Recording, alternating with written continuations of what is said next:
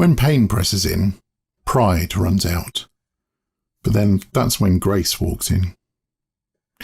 In 2 Corinthians chapter 1 and verses 8 and 9, Paul writes, "We were really crushed and overwhelmed, and fear that we would never live through it. We felt we were doomed to die, and we saw how powerless we were to help ourselves. But that was good, for then we put everything into the hands of God, who alone could save us. For he can even raise the dead. And he did help us and saved us from a terrible death. Yes, and we expect him to do it again and again." See, we try to fix ourselves with effort, with distractions, even with our famous stiff upper lip.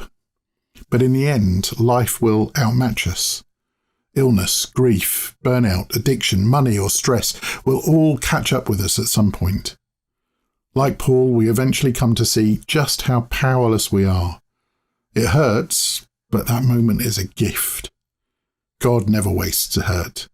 In that moment of honesty, he can bring good out of bad and turn our weakness into a channel of comfort for others.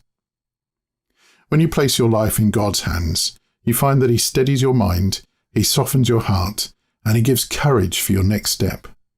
The same comfort that he gives you becomes comfort that you can give away to your family, to your friends, your neighbours, your work colleagues, whoever in your life most needs it.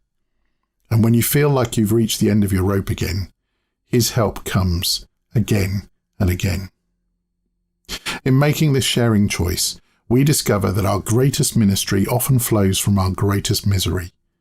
We can't help people by pretending to be strong. What helps them most is admitting that we were crushed and how God met us in that place. Dependence isn't defeat, it's whole life discipleship. As we recover from our pain, hurts and hang-ups, we become peacemakers who pass God's comfort on to others, in both our words and our actions. I've had conversations with people who were crushed by their workload, or weighed down by caring for a loved one, or feeling the heat of exam season, and by being honest about the times when I feel crushed too, and how I'm learning to put it into God's hands, our dependence on God goes viral. One honest line, one shared prayer, one fresh strength. So today, why not try the into your hands habit?